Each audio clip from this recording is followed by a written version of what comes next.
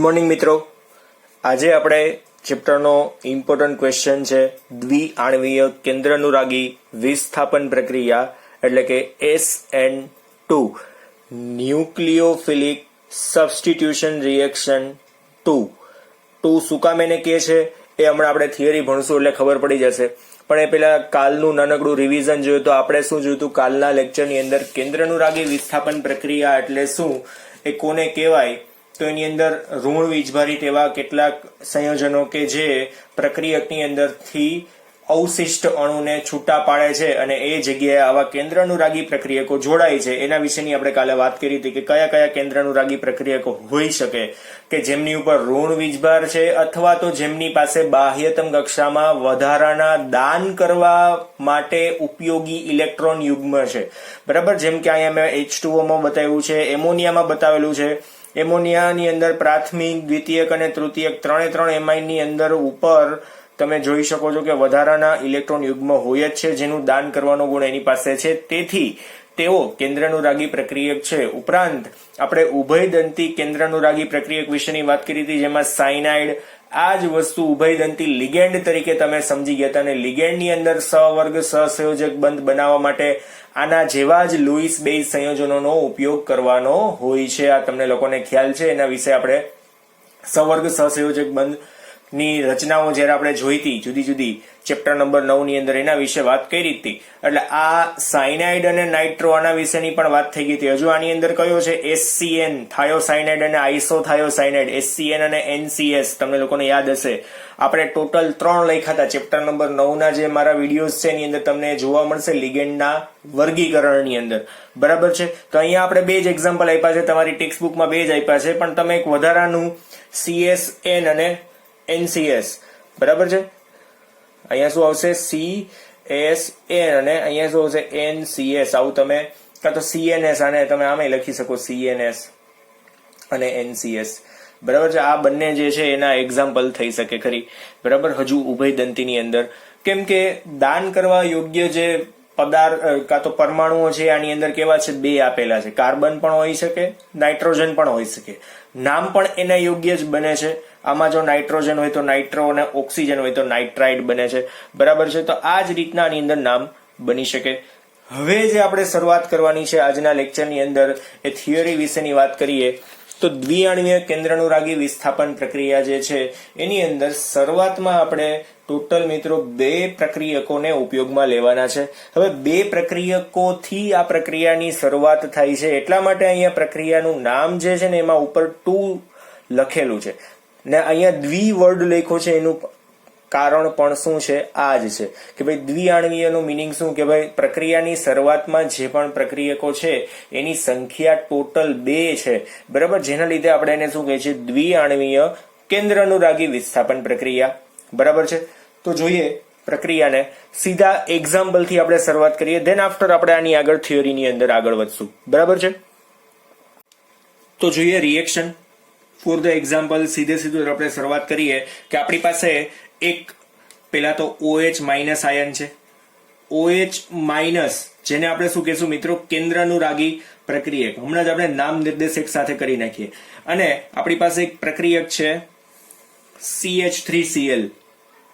CH3Cl જેમાં આ રીતના કંઈક હાઇડ્રોજન કનેક્ટેડ છે H અને H. બરાબર છે, નામ તમને લોકોને આવડે છે, આપણે છતાંય લખીએ છીએ. આને આપણે શું કહેશું હાઇડ્રોક્સાઇડ આયન, પણ અત્યારે આપણા માટે શું છે એ કેન્દ્રાનુરાગી પ્રક્રિયક. બરાબર છે, આને આપણે પ્રક્રિયાર્થી કહી શકશું. બરાબર, અને આની સંજ્ઞા શું આવશે મિત્રો, આની સંજ્ઞા આપણે એમ કહેશું Nu માઇનસ. બરાબર, અને પ્રક્રિયાર્થી એટલે કે સબસ્ટ્રેટ એની સંજ્ઞા થશે કેપિટલ આવી રીતના S. બરાબર, એની સંજ્ઞા ટેક્સ્ટ બુક કરતા થોડુંક આપણે વ્યવસ્થિત જોતા જશું. હવે આ બંનેની પ્રક્રિયા થાય એટલે આમાં શું થશે હવે ખાસ જોવાનું છે કે અત્યારે જો Cl માઇનસ છે ને એ પણ વિદ્યુત ઋણ ઘટક છે, આ પણ વિદ્યુત ઋણ ઘટક છે. Cl માઇનસ શું કરતો હોય કે ભાઈ કાર્બન પાસેથી પોતાના ઇલેક્ટ્રોન ખેંચતો હોય, કોના કાર્બનના ઇલેક્ટ્રોન Cl તરફ ખેંચતો હોય, એટલે આની ઉપર કયો હોય આંશિક ઋણ વીજભાર તો આવતો જ હોય છે, અને આની ઉપર શું હોય આંશિક ધન વીજભાર આવતો હોય છે. બરાબર. હવે OH માઇનસ ને જો જોડાવું છે ને તો એ સીધો આ બાજુથી ક્યારેય જોડાઈ શકશે નહીં, કેમ કે ઓલરેડી એની ઉપર માઇનસ ચાર્જ છે. ક્લોરીન ઉપર પણ આંશિક ઋણ વીજભાર છે, અને બે ઋણ વીજભાર વચ્ચે શું હોય હંમેશા રિપલ્ઝન થાય, અપાકર્ષણ થાય. અપાકર્ષણના લીધે આ OH માઇનસ છે ને આ બાજુથી નહીં જોડાઈ શકે, પણ ક્યાંથી જોડાશે મિત્રો? આ OH માઇનસ છે ક્યાંથી જોડાશે? આ બાજુથી, એનાથી વિરુદ્ધ દિશામાંથી જોડાશે. હવે આ સમયે તમને ખાસ કહી દઉં કે આ કાર્બનનું જે સંકરણ છે ને મિત્રો એ sp3 સંકરણ છે. કેવું સંકરણ છે? sp3. બરાબર છે, કદાચ હજુ ન દેખાય તો sp3. ડન. હવે આ પ્રક્રિયા થાય ત્યારે એક્ઝેક્ટલી આની અંદર શું થાય છે તો એના વિશેની વાત કરીએ તો પ્રક્રિયા દરમિયાન શું થશે? સૌથી પહેલા OH છે એની ઉપર અટેક કરશે, એટલે OH નો જે ઓક્સિજન છે એ શું કરશે? કોને ઇલેક્ટ્રોન ડોનેટ કરવાની ટ્રાય કરશે? આ કાર્બનને. બરાબર. હવે કાર્બનના બંધ છે ને આપણે એની સાથેના હાઇડ્રોજનના એ આપણે એઝ ઇટ ઇઝ દેખાડી દઈએ, આપણે 3 ડાયમેન્શનમાં નથી બતાવતા. હવે આની અંદર શું થાય? ડોટેડ લાઈન મેં એટલા માટે બતાવી છે કે OH છે ને એ સીધો બંધ બનાવવાની ટ્રાય કરશે, અને કાર્બનના ઇલેક્ટ્રોન ઓલરેડી ક્લોરીન બાજુ ખેંચાવાને લીધે એ બંધ પણ કેવો બને છે? નબળો બનતો જાય છે. ઇટ મીન્સ કે આપણે અહીંયા એવી વાત કરી શકશું કે આ દરમિયાન એવી એક અવસ્થા પ્રાપ્ત થાય છે જેને આપણે સંક્રાંતિ અવસ્થા કહેશું. કેવી અવસ્થા? સંક્રાંતિ અવસ્થા. આપણે થિયરીને આપણે આના પછીના પોર્શનમાં લઈ લેશું, હું થિયરી તમને કહેતો જઈશ, પણ અત્યારે આપણે શું જોઈએ છે કે એક રિએક્શન કેવી રીતના થાય છે. તો કેન્દ્રાનુરાગી પ્રક્રિયક આ કાર્બન ઉપર પ્રક્રિયકને શું કરશે? ઇલેક્ટ્રોન પોતાના ડોનેટ કરીને બંધ બનવાની શરૂઆત કરશે. ડોટેડ લાઈન છે એ બંધ બનવાની શરૂઆત છે, અને આ ક્લોરીનનો ઓલરેડી જે બંધ હતો એમાં ક્લોરીન બાજુ ઇલેક્ટ્રોન ખેંચાવાના લીધે આ કાર્બન અને ક્લોરીનનો જે બંધ છે એ બંધ તૂટવાની પ્રક્રિયાની શરૂઆત થઈ ગઈ છે. બરાબર છે. આ બંધ શું છે? તૂટવાની પ્રક્રિયાની શરૂઆત. હવે આ સંક્રાંતિ અવસ્થા દરમિયાન જો અહીંયા જે મેઇન બંધ છે એ કયા છે? ખાલી કાર્બન સાથેના હાઇડ્રોજનના જે બંધ છે ને એ જ.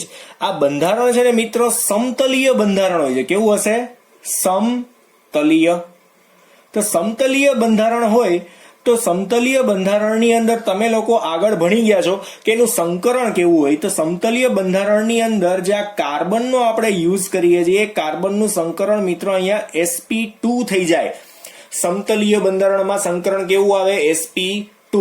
આ તમે લોકો 11th ની અંદર ચેપ્ટર નંબર 4 ની અંદર ભણી ગયા છો.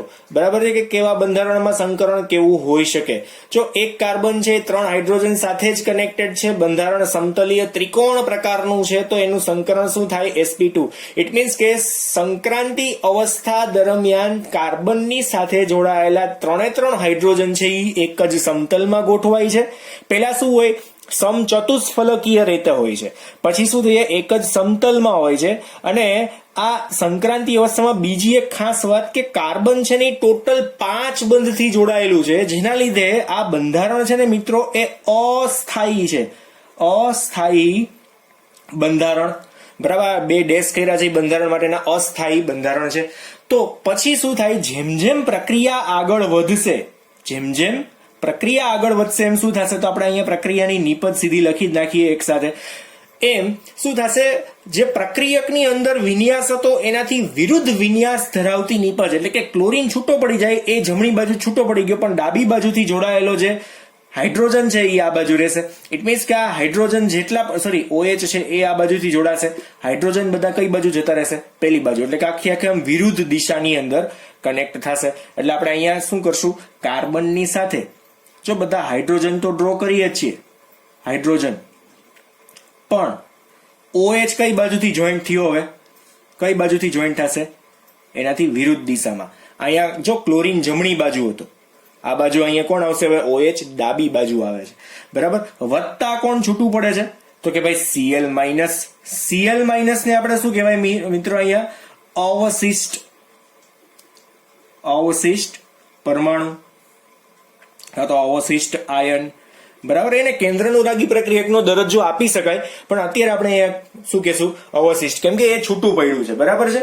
એટલે આ રિએક્શન આખી કંઈક આ મુજબની થાય છે કે ભાઈ SN2 પ્રક્રિયા છે એ શરૂઆતના બંને પ્રક્રિયક ઉપર પહેલા તો આધાર રાખશે, પછી કેન્દ્રાનુરાગી પ્રક્રિયક છે એ પ્રક્રિયકનો જે હેલોજન કાં તો કોઈ એક પરમાણુ હેલાઇડ છે એનાથી વિરુદ્ધ દિશામાં જોઈન્ટ થશે, કેમ કે બંને જો ઋણ વીજભારિત હોય તો એમના ઋણ વીજભારમાં શું થાય? અપાકર્ષણ થાય. બરાબર છે? અપાકર્ષણ થાય એટલે એનાથી એક્ઝેક્ટલી વિરુદ્ધ દિશામાંથી એ એન્ટ્રી મારશે.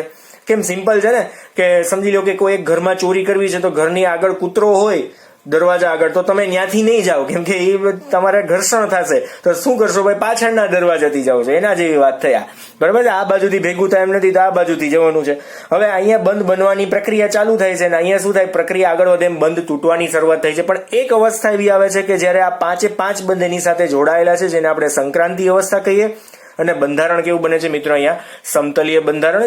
અને સંક્રાંતિ અવસ્થા છે ને મિત્રો એ અસ્થાયી અવસ્થા છે, જેના લીધે શું થાય કે પ્રક્રિયાને અંતે ક્લોરીન ત્યાંથી છૂટો પડી જાય, એટલે કે અવશિષ્ટ આયન તરીકે છૂટો પડશે અને OH ત્યાં જોડાઈ જશે. પણ પ્રક્રિયાર્થી કરતા એક્ઝેક્ટલી ઓપોઝિટ અહીંયા નીપજ મળે છે. પ્રક્રિયાર્થીની અંદર જે ટૂંકમાં Cl જોડાયેલો હતો એનાથી વિરુદ્ધ દિશામાં જોડાય છે, એટલે આપણે અહીંયા વિન્યાસનું વ્યુત્ક્રમણ થયું છે એવું પણ કહી શકશું. બરાબર છે? હવે આપણે થિયરીના પોર્શનમાં જઈએ કે થિયરી આપણે આમાં કેવી રીતના લખશું. બરાબર છે? તો અહીંયા ખાસ જોઈએ પ્રક્રિયાની અંદર કેટલા અણુઓ છે? 2 છે. બરાબર? એના વિશેની વાતથી આપણે શરૂઆત કરીએ કે ભાઈ આ પ્રક્રિયા કેવી રીતના શરૂઆત થાય છે. તો આપણે લખીએ આપેલી પ્રક્રિયા દ્વિતીય ક્રમની છે. એટલે કે તેનો પ્રક્રિયા વેગ બંને પ્રક્રિયકોની સાંદ્રતા પર આધાર રાખે છે.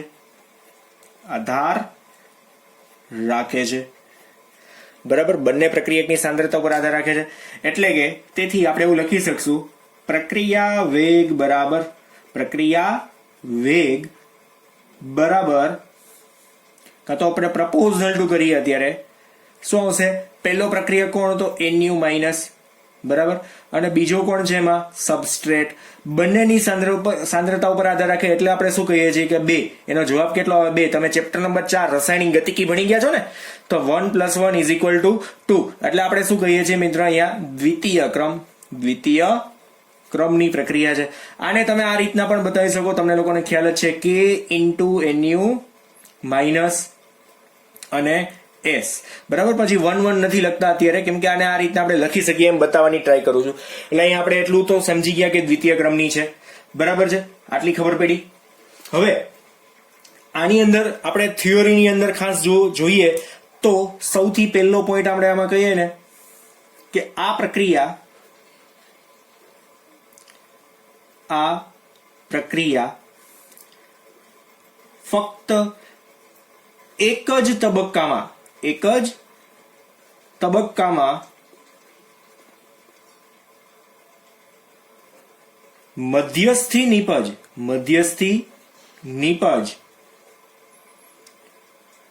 બન્યા વગર પૂર્ણ થાય છે.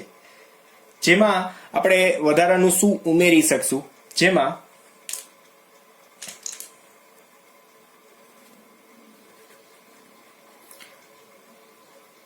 સૌપ્રથમ શું આવશે? સૌપ્રથમ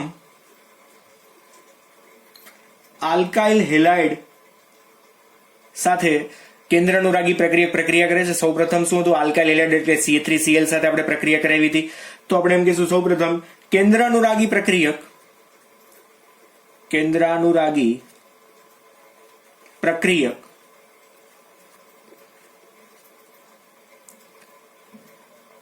આલ્કાઇલ હેલાઇડ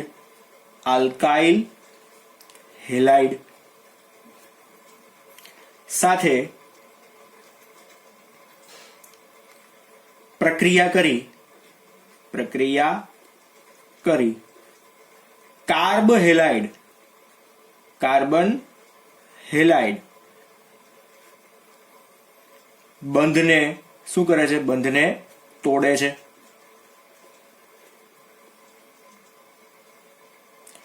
સાથે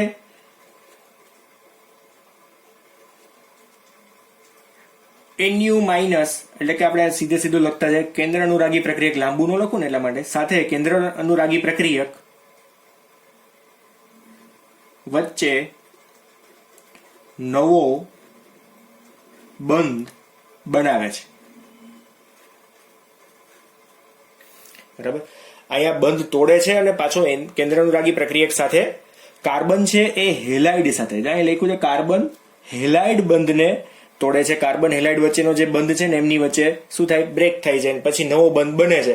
તો આ આપણે સામાન્ય પ્રક્રિયા લખી. હવે આ પ્રક્રિયાની અંદર આપણે વધારાનું શું ઉમેરી શકશું કે આ જે છે એ સંક્રાંતિ અવસ્થા છે, એટલે આપણે એમ કહેશું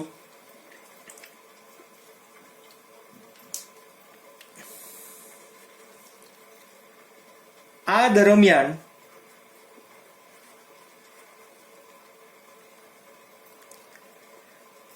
કેન્દ્ર અનુરાગી પ્રક્રિયક નો બંધ બનવાની શરૂઆત થઈ છે.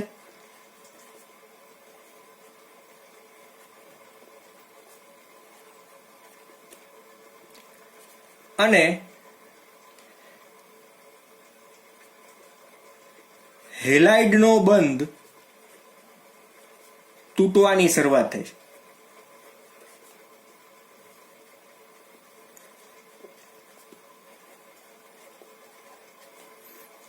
એટલે કે પ્રક્રિયા સંક્રાંતિ અવસ્થા શું થાય છે? પ્રાપ્ત કરે છે. સંક્રાંતિ અવસ્થા પ્રાપ્ત કરે છે, જે દરમિયાન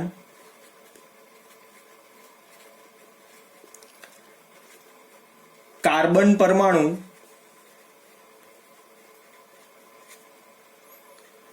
પાંચ બંધથી જોડાયેલ હોય છે અને તેની સાથે જોડાયેલા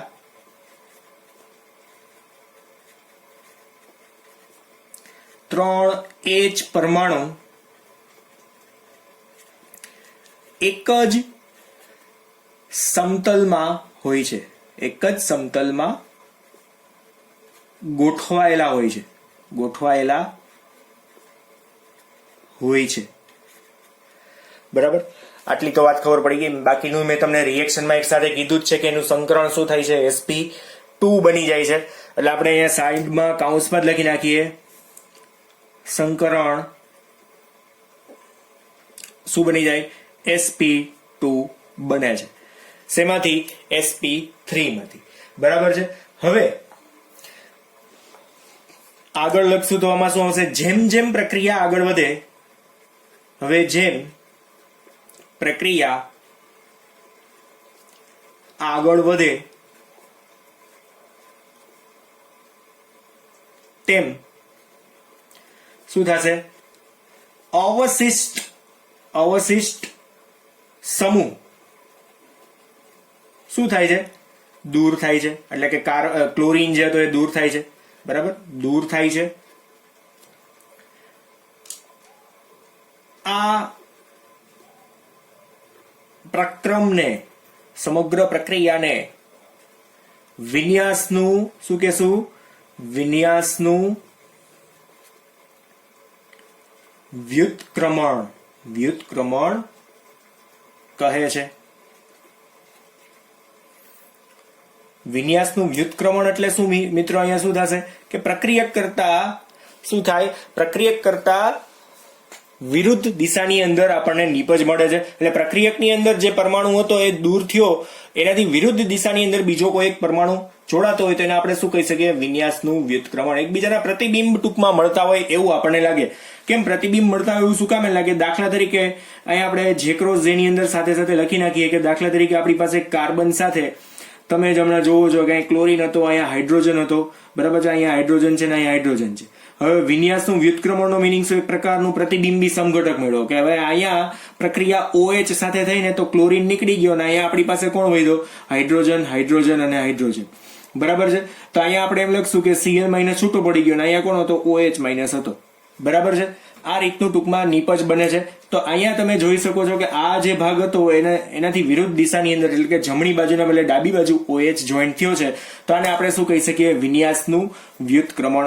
શબ્દ સમજો તો એક્ઝેક્ટલી, બરાબર છે. તો આ પ્રક્રિયાને વિન્યાસનું વ્યુત્ક્રમણ આપણે કહી શકીએ કે SN2 પ્રક્રિયાની અંદર વિન્યાસનું વ્યુત્ક્રમણ આપણને જોવા મળે છે, બરાબર છે. આ વધારાની વાત હતી ખાલી, પણ અહીંયા તો તમે સમજી જ શકો છો જેમ જેમ પ્રક્રિયા આગળ વધે તેમ અવશિષ્ટ સમૂહ શું થઈ જાય? દૂર થઈ જાય. તો આ પ્રક્રમને દૂર થઈ જાય પછી જે નીપજ મળે છે ને આપણે એને શું કહેશું?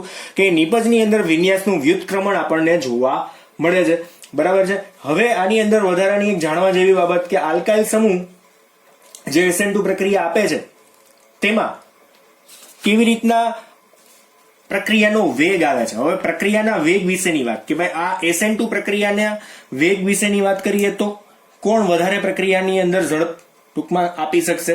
તો આપણે લખીએ SN2 પ્રક્રિયાનો વેગ કાં તો વેગના બદલે આપણે લખી નાખીએ પ્રતિક્રિયાત્મકતા નો ક્રમ, બરાબર. વેગને આપણે કાઢી નાખીએ, વેગ અહીંયા વાત જ નહીં આવે.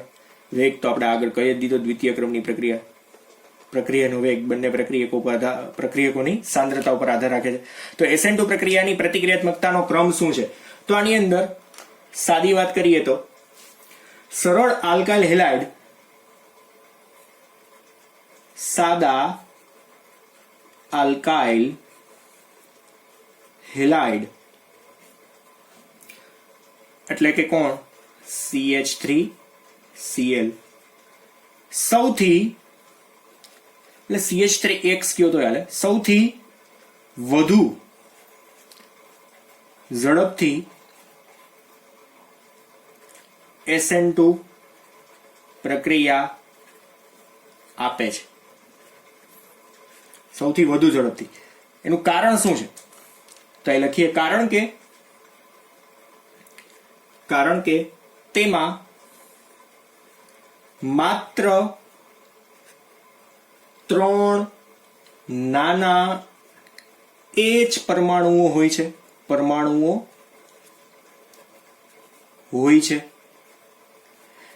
બરાબર. હવે આ તમને એક્ઝેક્ટલી ખબર નહીં પડે શું કામ એને આવું થયું. તો હું તમને એક સાદી એક વાત કરી દઉં. રિએક્શનની અંદર આપણે જો આગળ વધીએ તો ફરી પાછા એક વખત રિએક્શન જોઈએ કે મિત્રો અહીંયા છે ને જોજો, ક્લોરીનને દૂર થવું છે.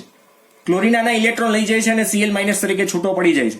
હવે અહીંયા જો ઇલેક્ટ્રોન દાતા સમૂહ જોડાયેલા હોત તો CH3 હોત તો CH3 શું કરે? એટલે કે અહીંયા પ્રાથમિક કોક હોત તો કે CH3 શું કરશે? ભાઈ ક્લોરીનને ભૂખ લાગી છે ને, હાલે ભાઈ કાર્બન તું ઇલેક્ટ્રોન લઈ જા. CH3 શું કરે? પોતે ઇલેક્ટ્રોનનું દાન કરે, એટલે ક્લોરીનને અહીંથી છૂટો પડવો છે ને તો થોડોક એ પ્રક્રિયાને અવરોધ આપે. શું થાત કે ભાઈ દાતા સમૂહને લીધે ક્લોરીન છે એ સરળતાથી ત્યાંથી છૂટો પડી શકતો નથી. હવે જેમ જેમ CH3 ની સંખ્યા વધે એમ ક્લોરીનને ત્યાંથી મુક્ત થવાની અંદર શું થાય?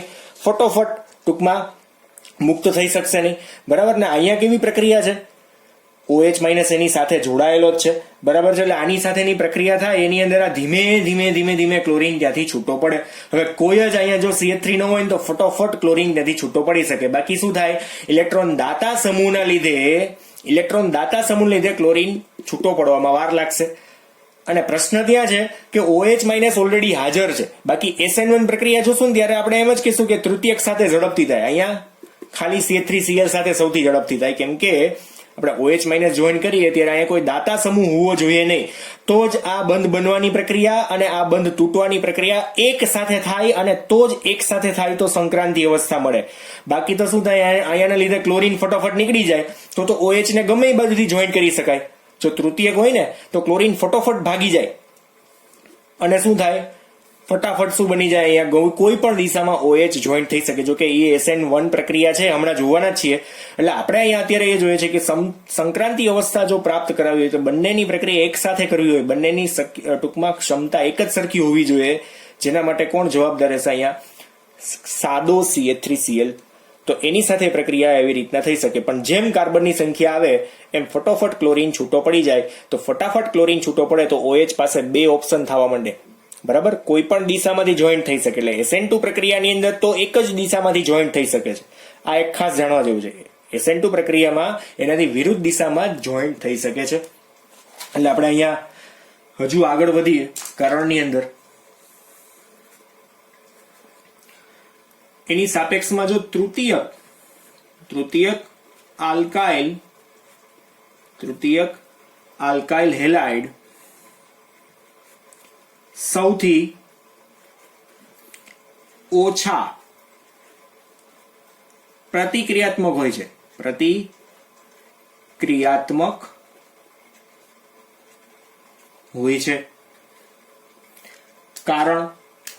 કારણ કે મોટા સમૂહો કયા? તૃતીયકની અંદર કોણ હોય? મોટા સમૂહ તરીકે CH3 હોય, જે દાતા પરમાણુ તરીકે આપણે ઓળખી શકશું. તો મોટા સમૂહો કેન્દ્રાનુરાગી પ્રક્રિયક એટલે કે દાતા પરમાણુ કેન્દ્રાનુરાગી પ્રક્રિયક માટે શું થઈ જશે? અવરોધ ઉત્પન્ન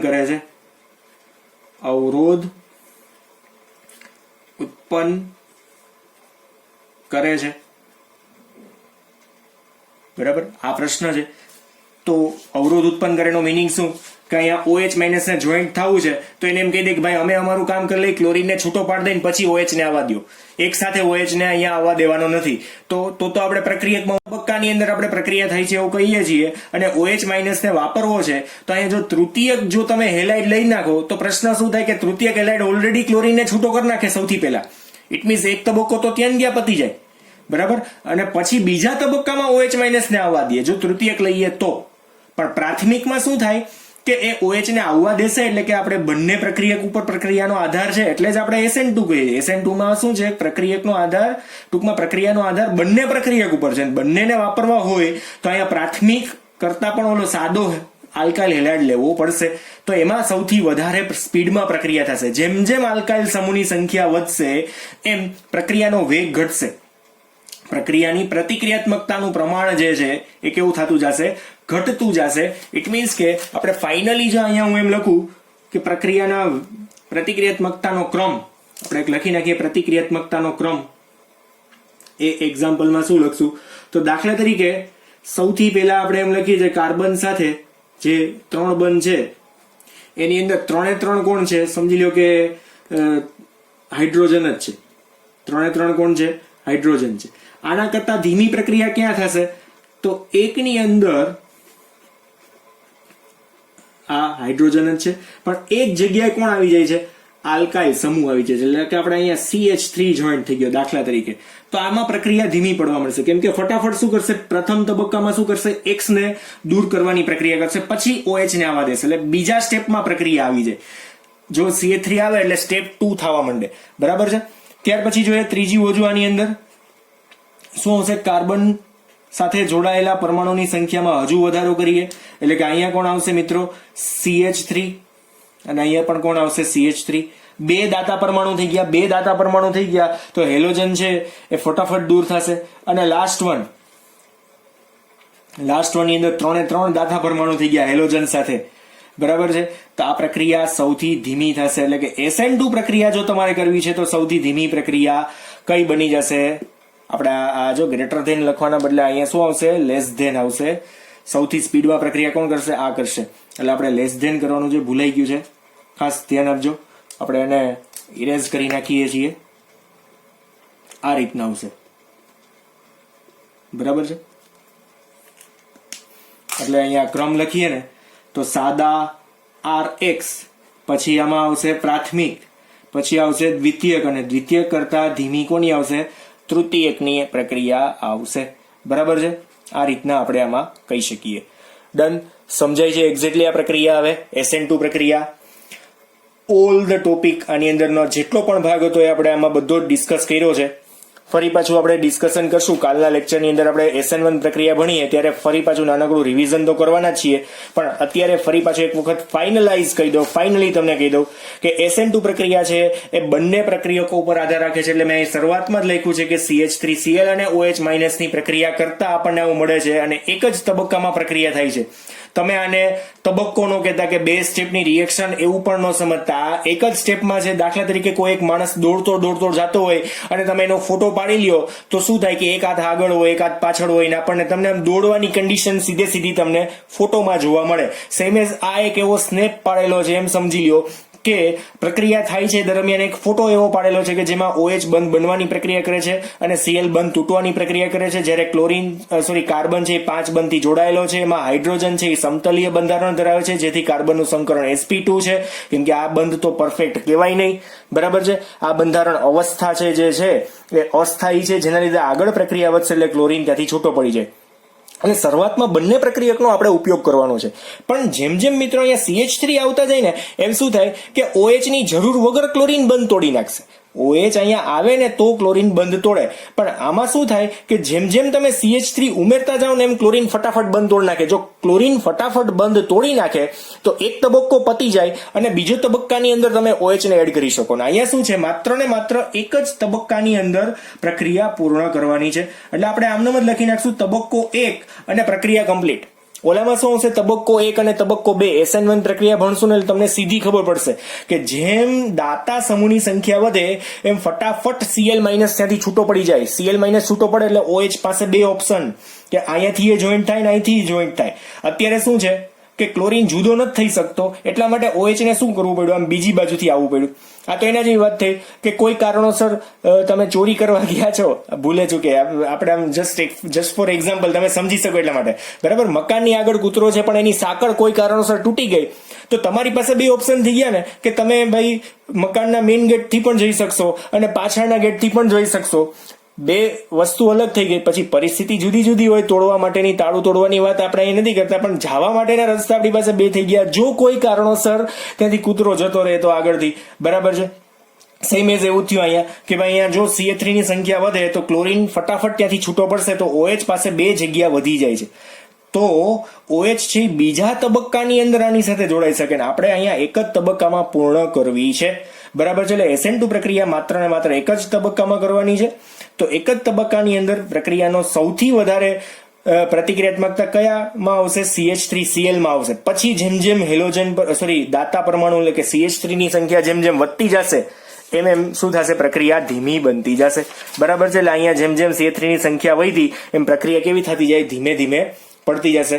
હવે આનાથી ઊંધું પ્રક્રિયા આવશે SN1 પ્રક્રિયા. એ જોશું ત્યારે કાલે ફરી પાછો આપણે આ જ પોઈન્ટને થોડો ઘણો રિવિઝન કરશું પછી આગળ વધી જશું. ઓકે, તો આ રિએક્શનને 3 માર્કની અંદર પૂછાઈ શકે એવા ક્વેશ્ચનની અંદર એડ કરીને તમારે વ્યવસ્થિત પ્રિપેર કરવાની છે. 3 માર્ક્સ મેં જેટલું પણ લખ્યું છે એ બધું તમારે લખવાનું છે, બરાબર. 3 માર્ક્સ અને MCQs. આપણે આના કોયડા પણ સોલ્વ કરશું અને વચ્ચે એક આપણે કોયડો જે બાકી રહી ગયો છે ને એ કોયડો જ્યારે 10.5 નંબરનો આગળના જે કોયડાઓ છે એનું સોલ્યુશન કરશું ત્યારે એને પણ લઈ લઈશું 10.5 નંબરનો જે છે એને પણ. ઓકે, તો અત્યારે આ રિએક્શનને બહુ વ્યવસ્થિત પ્રિપેર કરો. મોસ્ટ MP છે. ટેક્સ્ટ બુક કરતા આપણે બહુ સારા શબ્દોમાં ભણાવેલી પણ છે, એટલે તમે જોઈ શકો છો. NCERT ની ટેક્સ્ટ બુક કરતા થોડીક ઈઝી પડશે કેમ કે એમાં એ લોકોએ બધું ભેગું લખેલું છે. ડન. તો મિત્રો આજે આપણે અહીંયા સુધી રાખીએ. Thank you.